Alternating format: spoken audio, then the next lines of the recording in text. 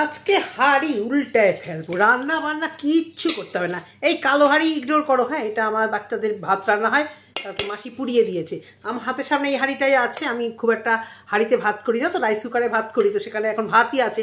তাই এখন আমি এইটা দিয়ে তোমাদের একদম মেরে তোমার ভাত রান্না করা বার করে দেবো। ভালো লাগছে সকাল সকাল? সানডেতে ভালো লাগছে না? কি আর সানডে, হ্যাঁ, কোথায় মানুষ দিল খুলে আনন্দ করবে, কাজবাজ করবে, ভালো মন্দ মাছ আনবে, মাংস আনবে, বাজার করবে। ও না, আজকে তো নীল ষষ্ঠী, অনেকেই আজকে উপোস টুপোস, মাছ মাংস হচ্ছে না, কিন্তু সকাল সকাল ওয়াইটি খুললেই ক্যাচাল। প্রচুর ভিউয়ার্স বলছে আবার ক্যাচাল, দূর কি দেখতে আসি, দূর বাবা কি হচ্ছে, দূর আবার চলে এসছে। বলতে বলতে 2 ঘন্টায় 6000 ভিউজ হয়ে গেছে। কাদের কথা বলছি? মাই সিম্পল লাইফস্টাইল কণিকা। আজকে তো কণিকা পাড়ি করে দিল, কেঁদে কেটে ভাসিয়ে। তারপর ওর বলদ ননদ আসপাগলি বলদা শুধু ক্যামেরাটা গার্ড করছে, যত বলছে ইশারাতে ক্যামেরা থেকে সরে দাঁড়াও, ক্যামেরা থেকে সরে দাঁড়াও, একটু পরে হবে। মানুষ অতটা গাধা নয় কণিকা। কি হচ্ছে এগুলো সকাল সকাল? থাকছে মান সম্মান, 2 পয়সা আসছে, তোমরা হয়তো আলোচিত হচ্ছ, কিন্তু এইভাবে ছি ছি ছি ছি। আর কিন্তু শাশুড়ি মাকে আমি আজকে অস্কার দেব। অস্কার যদি মানে এখন দেওয়া যায় এই সমস্ত ইউটিউবের ব্লগারের কোনো বেস্ট শাশুড়ি অ্যাওয়ার্ড, তাহলে কিন্তু আজকে কণিকা শাশুড়ি। ঢিল মারলে পাটকেল খাতি হবে। আগেও বলেছিলাম, প্রথমে দাঁড়িয়ে থেকে এরকম দেখছিল, সিঁড়িতে যখন দাঁড়িয়ে ছিল এরকম এরকম এরকমভাবে দেখছিল। যখন আস্তে করে ইশারাতে কেউ বললো না এন্ট্রি নেওয়ার সময় হয়ে গেছে, সময় হয়ে গেছে, আমি এই বাড়িতে ছিলাম না, আমি ওই বাড়িতে গেছিলাম, তোমরা সকাল সকাল কি শুরু করেছো? এই প্রথমে ননদকে বললো, তুই এটা ঠিক করিসনি, তুই ভাতে কারণ খাবারের মধ্যে জল ঢালতে নেই। আর কি চালাক দেখো, আজকেই গ্যাস ফুরিয়ে গেছে, আজকেই ছাদে গিয়ে রান্না করতে হবে। ইন্ডাকশান আছে না কণিকাদের? না হলে খাচ্ছেই তো না, আমি বুঝতেই পারছি না করছেটা কি। এই বলে খাচ্ছে না, তাহলে কদিন না খেয়ে থাকছে। আজকে আলু সিদ্ধ ভাত খাওয়ার জন্য উপরে উঠেছিল, সবে চালে জলটা গরম হতে পারেনি, এর মধ্যে গিয়ে কি করেছে, উনুনের মধ্যে আগুন আমার জল ঢেলে দিয়েছে। পুরো রেডি সেডি গো। আর শাশুড়ি তো কণিকাকে, তুই আমাদের ঢিল মেরে তোকে পাটকেলটা খেতে হবে, ঢিল মেরেছিস তাই পাটকেলটা খেতে হবে। তাহলে 1 বছর ধরে তুই আমাদেরকে জ্বালাচ্ছিস। কি জ্বালাচ্ছে কণিকা 1 বছর ধরে? তাহলে কি সত্যি সত্যি কণিকা খুব জ্বালাচ্ছে? কি চলছেটা কি বাড়িটার মধ্যে? দেখতে থাকো তোমরা। তার আগে নিজের ইন্ট্রোটা দিয়ে নিই। সাজানো উপসংসার চ্যানেল থেকে আমি অপর্ণা তোমাদের জন্য নিয়ে আসলাম দারুণ একটি সুন্দর ভিডিও।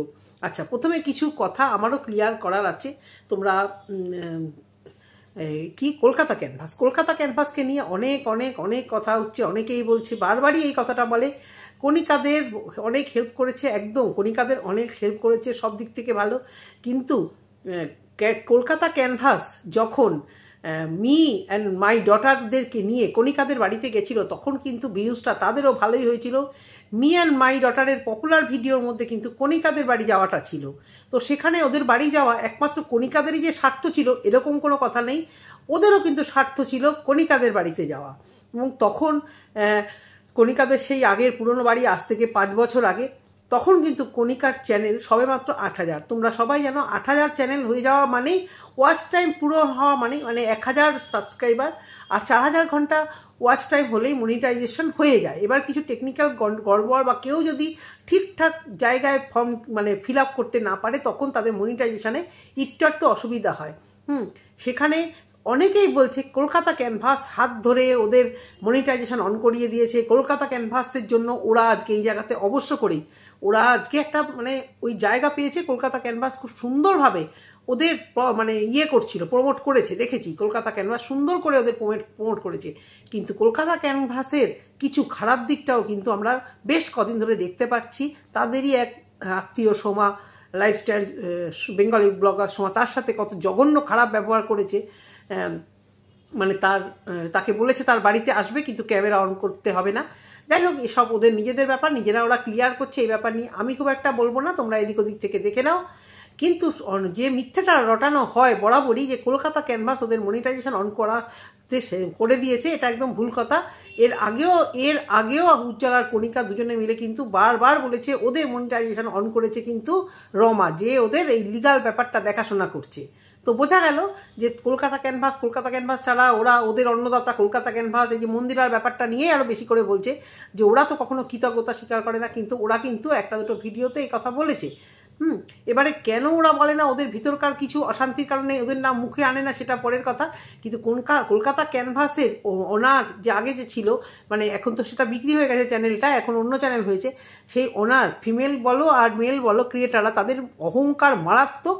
তারা মানুষকে কিন্তু মানুষ হিসেবে গণ্য করে না, তাদের ভীষণ চ্যাটাংগুলি, তারা রাস্তাঘাটে সবাইকে ভীষণভাবে মানে ওই আর কি মানে ভীষণ আত্ম অহংকার। এবং ভিডিওতে তাদের ভিডিও আমি আগে খুব দেখতাম, ওই অহংকার করার পর থেকে আমি আর দেখি না। অহংকার পতনের লক্ষণ, যেটা কণিকারও একটু একটু হয়ে গেছে, যার জন্যই আজকে চ্যানেলের এই অবস্থা।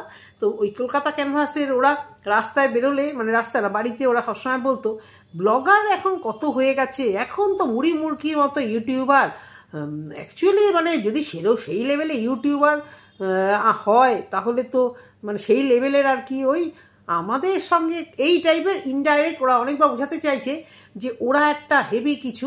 দেখো আজ থেকে 6 বছর আগে যা করেছে, যা করেছে মোটামুটি একটু যদি খেটে একটা করে ভিডিও দিয়েছে, তারাই কিন্তু আজকে মোটামুটি ভাইরাল হয়েছে এবং তাদেরই আজকে চ্যানেল বড়। এটা স্বীকার করো আর না করো, আজকে পিয়া, মন্দিরা, মৌ, তারপরে যে টিনা, এই কণিকা বা এই তোমার কলকাতা ক্যানভাস, এই সবার থেকেও অনেক ভালো ভিডিও, অনেক ভালো ব্লগার কিন্তু এডিটিং ফেডিটিং সব দিক থেকে এখন কিন্তু করে। কিন্তু এখন কম্পিটিশনটা এতটাই হাই, যেমন আগে যেরকম ইঞ্জিনিয়ার ডাক্তার হওয়া মানে ইঞ্জিনিয়ার, বিশেষত ইঞ্জিনিয়ার হলে একটা বিশাল কিছু হতো। এখন ইঞ্জিনিয়ারিং সার্টিফিকেট নিয়ে তোমার পাড়া দেখবে গিয়ে 10টা বাড়ির মধ্যে 8টা বাড়িতে বসে আছে ছেলেরা বা মেয়েরা, সেই অর্থে কদর পায় না।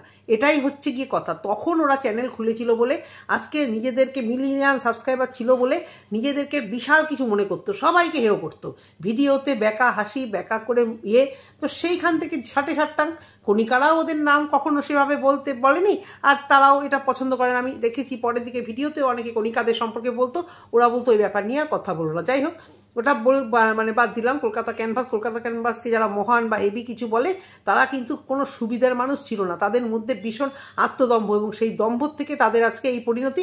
তাদের চ্যানেলে পরের দিকে আর 5000 ভিউজও উঠতো না, 5000 ভিউজও উঠতো না, বুঝেছো? বিশেষ করে মেল ওনার, তার ভীষণ চ্যাটাংগুলি ছিল আর ভীষণ আত্মদম্ভ ছিল। যাক গে, ওসব কথা বাদ দিয়ে আগে আসি যে মারাত্মক অশান্তি আজকে কি হবে।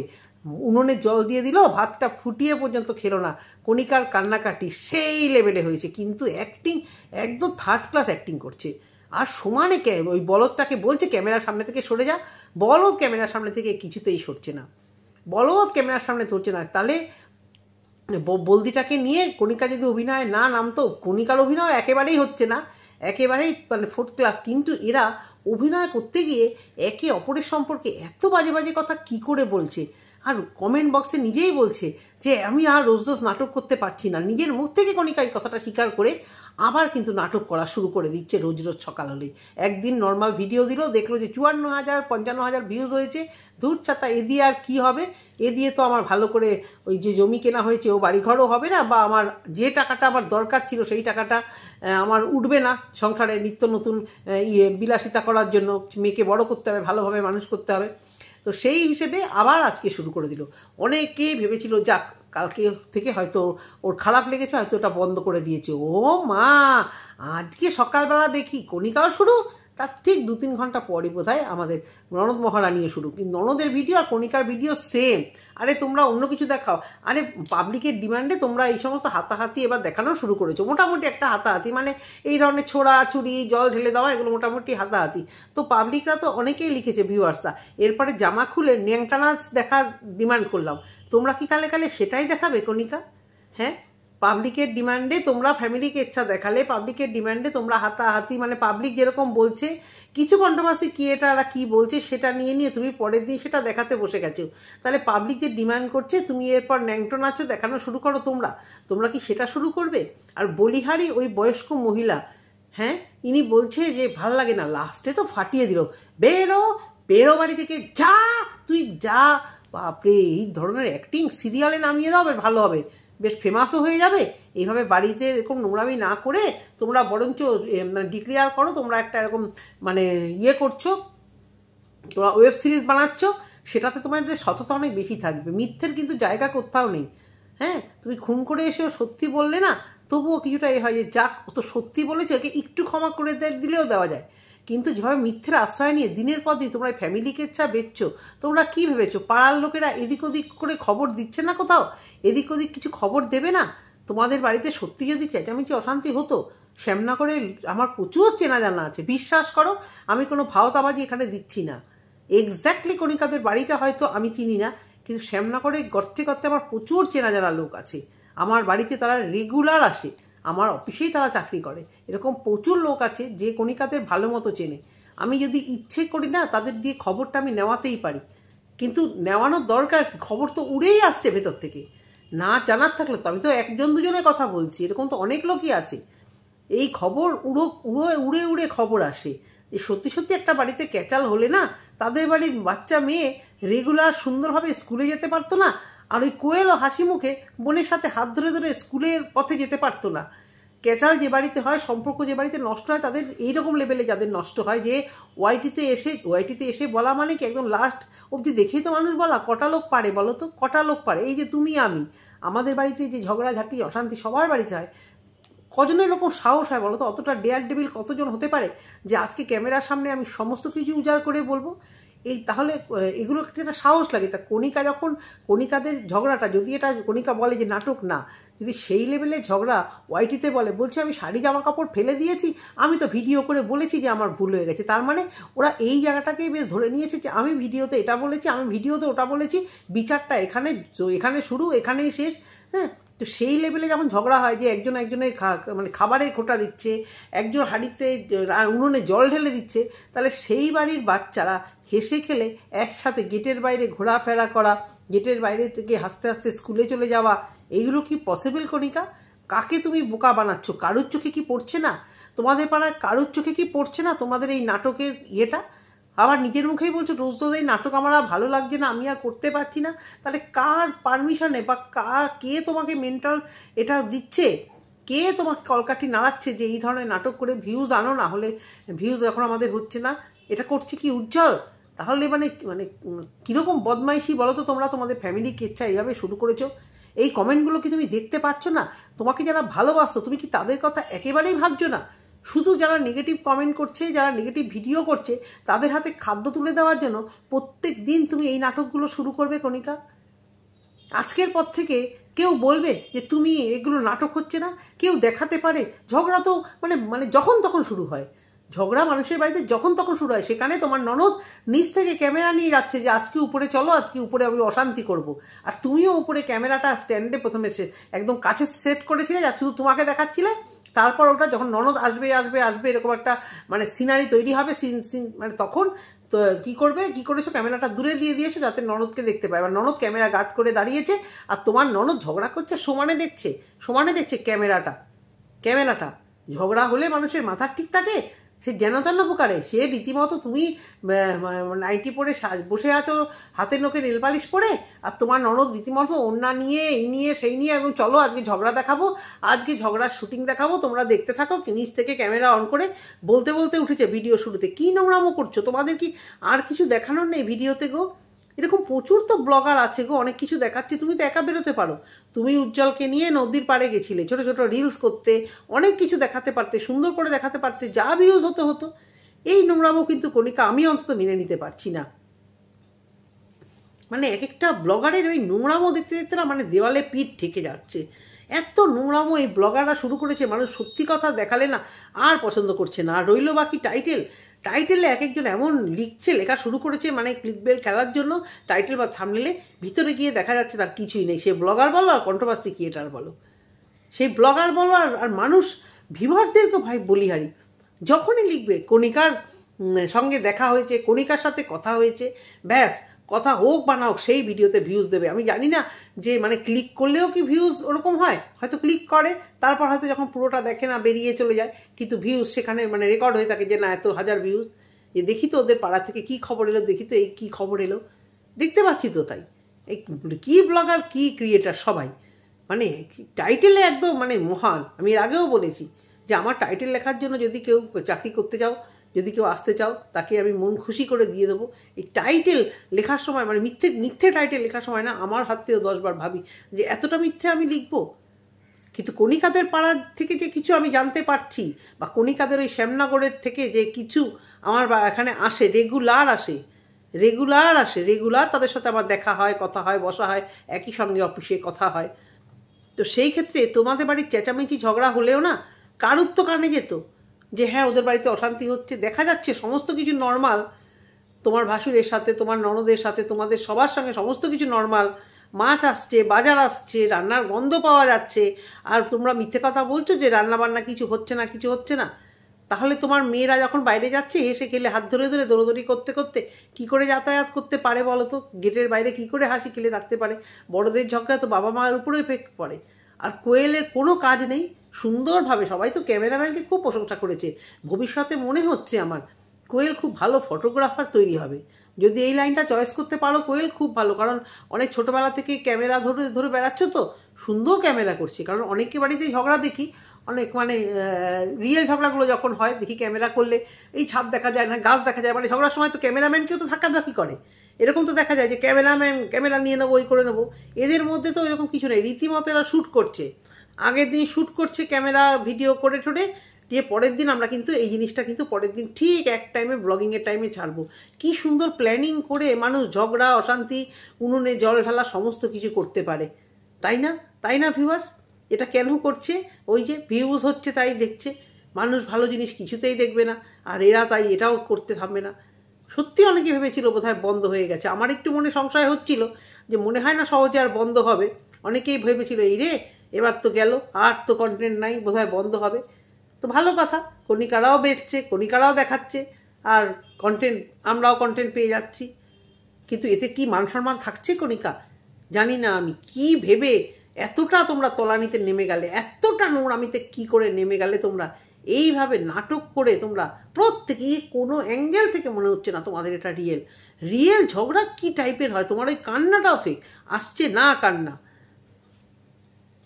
ছি ছি ছি, একদম ছি। কমেন্ট বক্সগুলো একটু চোখ রাখো। তুমি বলছো না এই রোজ ঝগড়া, নিতে পারছি না, শরীর খারাপ হয়ে যাচ্ছে, তাহলে কমেন্ট বক্সগুলো কী করে হজম করছো বলো তো? কী করে তোমরা ব্লগাররা, নোংরা কমেন্ট একটা দুটো আসলে কত কষ্ট হয়, আর যার জন্য ওয়াইটিতে আমার এই অবস্থা। নোংরা কমেন্ট সহ্য করতে হবে, তোমার ফ্যামিলিকে নিয়ে নোংরা কথা বলবে অন্য কোনো ক্রিয়েটার, তবেই তো তুমি সাকসেস ব্লগার বা কন্ট্রোভার্সি ক্রিয়েটার। তোমাকে নিয়ে কেউ কন্টেন্টই করলো না, তোমাকে কেউ পুছলই না, তাহলে আর তুমি কি করে সাকসেস হবে? এইটাই তো হচ্ছে, কি ব্লগার কি ক্রিয়েটার, মানে সবাই চাইছে যে যাই হোক আমাকে নিয়ে আলোচিত হোক, আমাকে নিয়ে বাজে কথা বলা হোক।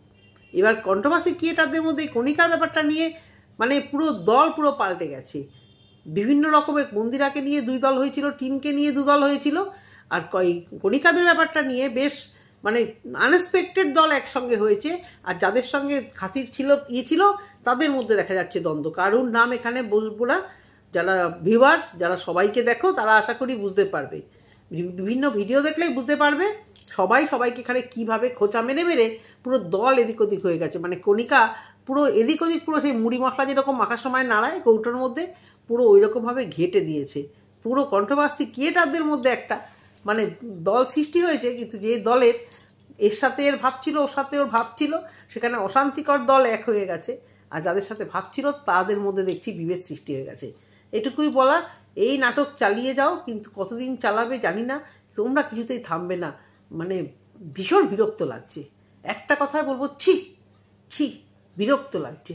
তোমার ননদের ভিডিও, তোমার ভিডিও একই রকমভাবে ছাড়ছো, কোনো নতুন কিচ্ছু নেই। ননদের ভিডিও তো আমি স্কিপ করে টানতে দেখি, কারণ জানি একই দিকেই ক্যামেরা সেট করা, মেবি দুজন কোয়েল বা কণিকার মেয়ে দুজনকেই দাঁড় করিয়ে দিয়েছে, তুই আমার ভিডিও কর, তুই আমার ভিডিও কর, ক্যামেরা অন, শুরু করো এবার ঝগড়া, ব্যাস, আর কিছু না।